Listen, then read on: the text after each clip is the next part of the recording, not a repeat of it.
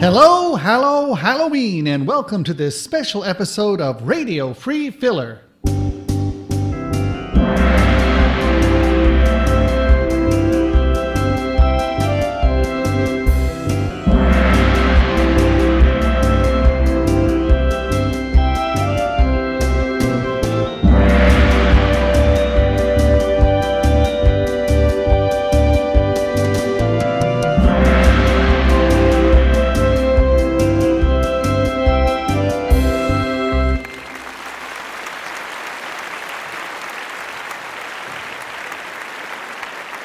Well, I'm not really sure what kind of show we'll have this time. As you've probably noticed by now, the only thing you can expect around here is the unexpected. And this is the time of year when just about anything can happen, so I'm just going to cross my fingers and hope for the best.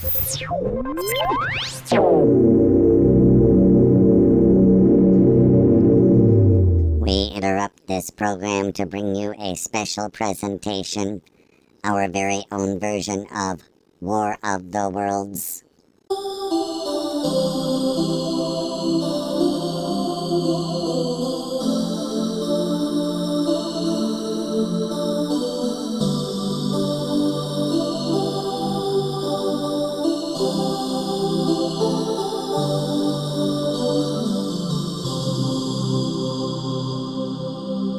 We know now that in the later years of the 20th century, the inhabitants of a small, noisy planet were beginning to engage in some obnoxious experiments. They began to engage in the habit of sending their curious little projectiles out from the surface of their planet, beyond their atmosphere. We observed these odd little escapades with our usual detached amusement, until the beings who called themselves Earth creatures, or even more arrogantly, people, actually succeeded in traveling to the moon that circled their planet. This was not perceived by most of us as a threat in and of itself until we intercepted some of their communications, which mentioned notions like the conquest of space. Worse yet, some of their talk focused on squabbles over which group among them would own the areas of future transportation. Still, we maintained an indulgent, if wary, attitude. That is, until the second fifth of the 21st century, when we intercepted communications about a kind of global pandemic that might encourage these creatures to intensify their efforts at future colonization of other planets. Naturally, this news prompted discussion among our own inhabitants. I tell you, Mullet, something's got to be done. Those humans are turning from a nuisance into a menace. Oh, come over. You worry too much. They talk and talk and talk, but hardly anything ever comes of it. Every so often, some of them take turns blowing each other up, but mostly they just seem bent on messing up their own little planet. Those kinds of things happen when one group decides that they ought to own everything, and some other group disagrees. But have you seen the propaganda they circulate? All of those fake stories about what they call invading aliens. Oh, those silly things. You should never pay attention to the signals they send each other when their side of the planet is dark. Those are just stories they put out to frighten each other, which is one of their ideas of entertainment. What are their other ideas of entertainment? There is quite an array, and it varies. Some of it involves one group treating another group badly until the second group returns the favor. Sometimes it just consists of a number of them talking and talking and talking about petty local issues limited to their own communities. Still others seem to be tutorials on various methods of procreation. They need tutorials on procreation? Evidently, some of the activities depicted seem very unlikely to produce any results. That may be, but there are still those among them who are determined to take their folly into new directions. I still maintain that this propaganda you call their entertainment has a negative effect on their attitudes and perceptions. They are indeed a peculiar and arrogant collection of creatures. Well, something's got to be done, I tell you. Something has been done already. I have visited their planet myself. You can't be serious. You know perfectly well that I am always serious. It is they who cannot seem to be serious. Every time I visited them, they have been saying ridiculous things to the accompaniment of artificial-sounding laughter. You must have landed among an inferior group? I like to think so. The idea that the entire planet behaves that way is just too depressing. Well, I'm going to request that a larger delegation be sent to that planet to dissuade them from any notions they might have about the conquest of space, or, for that matter, the conquest of anything. Oh dear, may I suppose that you want me to lead them? Absolutely not. You're much too sympathetic. And so a small group of us was assembled to make the journey.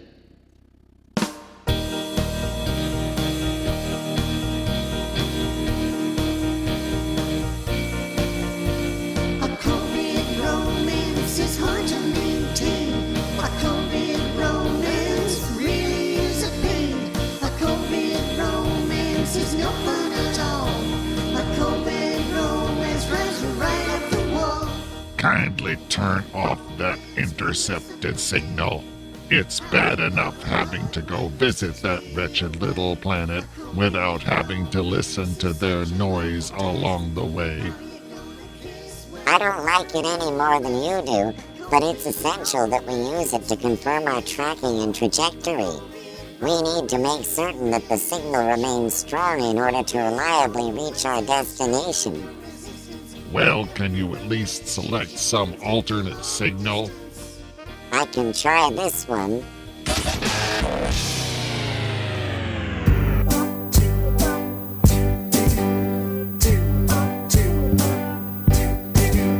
Now we're going to do for you a song that made your great-great-grandpa groan when he was all alone with no one else at home. That is hardly an improvement. Can you at least monitor it through a headset and spare the rest of us? As you wish. I believe that we are moving into visual range of the planet. Bring up the display. As you wish. It even looks revolting. I believe that is what they call their atmosphere. Why does their atmosphere contain all those odd little fragments? Oh, the fragments are something else. They are apparently the remaining pieces from earlier experiments. They don't seem to be very concerned with clearing up after their activities. And this is what they want to bring into the rest of the galaxy. It does seem to be most unfortunate. Send the message to the others to follow us. I said send the message. Will somebody please tell Rat-Tail to take off that headset and listen to me? You there, Bouffant. You're the closest. As you wish. What's going on? I said send the message. Look out. We're going to have a collision.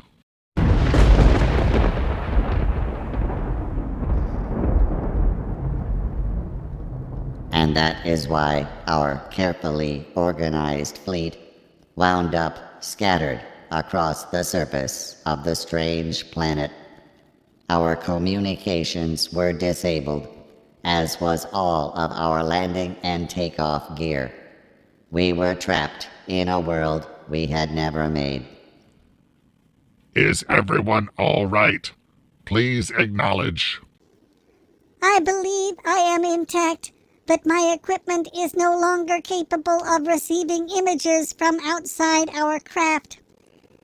I think I am also physically functioning.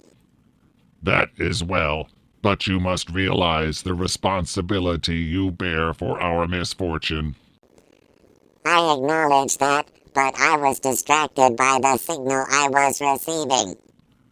Surely you knew better than to pay attention to that noise they call music. This was not that kind of noise. It was actual speech, which I was able to understand. It was a voice that seemed to be aware of our approach. That could affect our plans. What was the voice saying? It seemed to identify itself by the name of Carl Phillips. Are you certain? I believe so, from the context of the speech. Apparently, these creatures refer to themselves with needlessly arcane two-word names. Extraordinary. Do continue. The creature who called himself Carl Phillips was conversing with another creature whom he addressed as Professor Richard Pearson. 3 names? That is absurd. What were they talking about? Apparently, they have a viewing device of their own, and they have been using it to monitor what they believe to be our own activity. Do you think they can actually observe other planets? It would appear to be so. That is most unfortunate. That means they probably have observed our approach. And they probably have some idea of where we have crashed.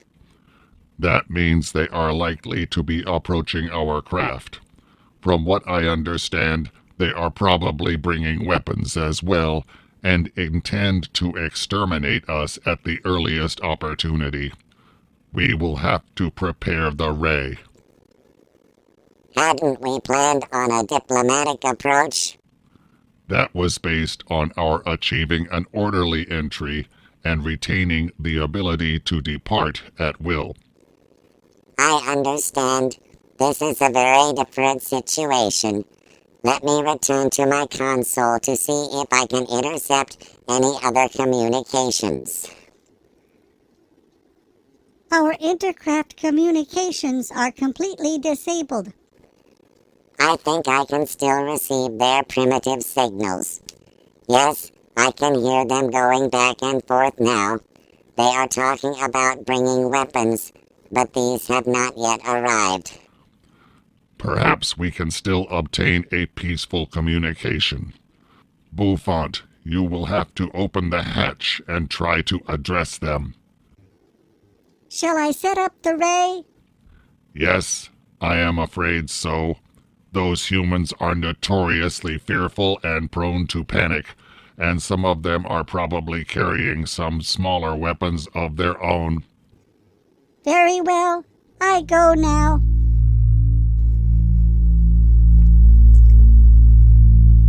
Wait! Buzzcut! Call her back! The voice is describing her in the most insulting terms. I fear they will react with violence before she has a chance to speak. I can see a group of them approaching. One of them is carrying a large wooden club with a piece of pale material attached.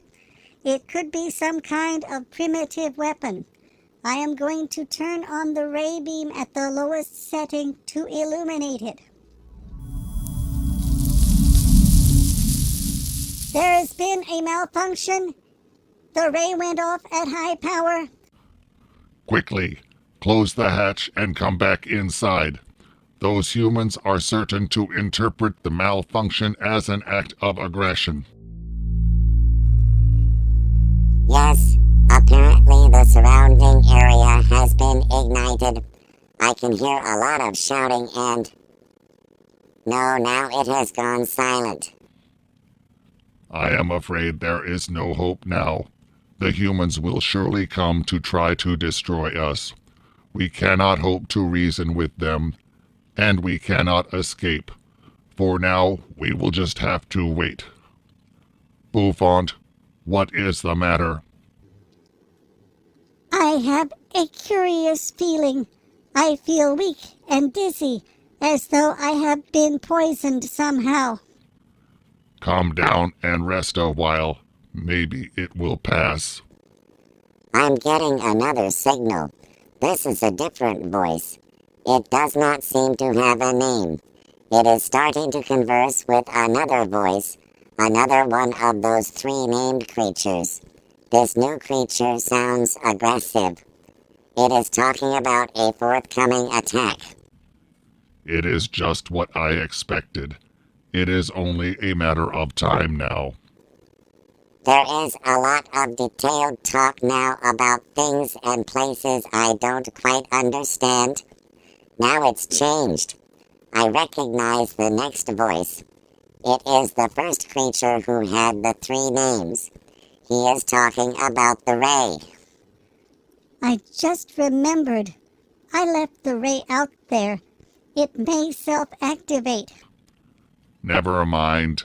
It will only go off if the humans initiate it. It is not worth risking another trip outside to disable it. Are you feeling any better? Let me try getting up. No, the dizziness is still there. I wonder if there was something in the Earth atmosphere that is toxic. Do you suppose that's possible? Haven't these humans eradicated all disease as we have? From what I understand, they periodically boast about such things, and then some new malady comes along. They seem to lack the necessary concentration to focus on a problem long enough to really solve it. They are prone to conflict among themselves, and this is a serious distraction. We soon learned that, however distractible the humans were, they still had the ability to unite whenever the chance to annihilate some perceived threat came along. We intercepted broadcasts describing their encounters with some of our other craft. Tragically, with no centralized command, and with the original plan in disarray, things went badly for us. Some in our fleet seemed to prevail for a while, but none were spared contamination. Bouffant, how did you describe your symptoms? It's a kind of dizziness and weakness, and it's slowly intensifying. Why do you ask? I think I am starting to experience the same thing. Are you certain? Let me try standing. Oh yes, I feel quite infirm. In that case, I might as well admit it. I too am feeling the ill effects. No doubt the contagion has spread within our confined space. Is there anything we can do? Is there any remedy? No. Unfortunately, once our planet had eliminated disease, the practice of producing and administering remedies gradually disappeared. Even if we had brought anything along, there is no certainty that it would help with the toxicities of another planet. So this is the end for us? Not yet. We will have to wait and observe what happens to Bouffant. Bouffant? Bouffant, how are you feeling now? Bouffant? Bouffant? Bouffant?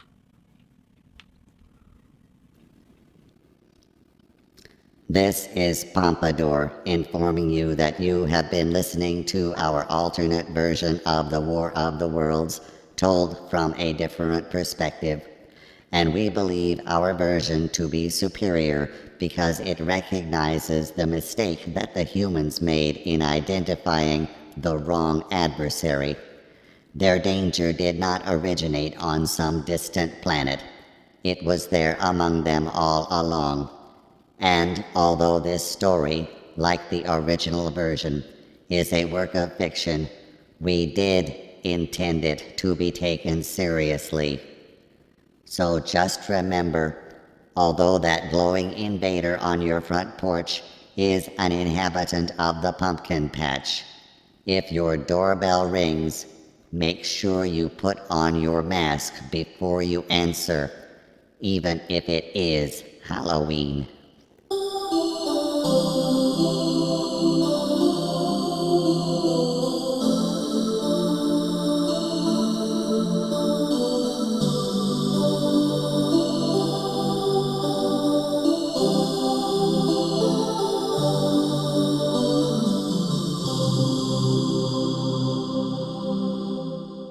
We now return to your regular inferior program. Well, that was interesting. But aren't you worried about this broadcast causing a panic among your own people? No, that would only happen if we were to broadcast one of your regular shows.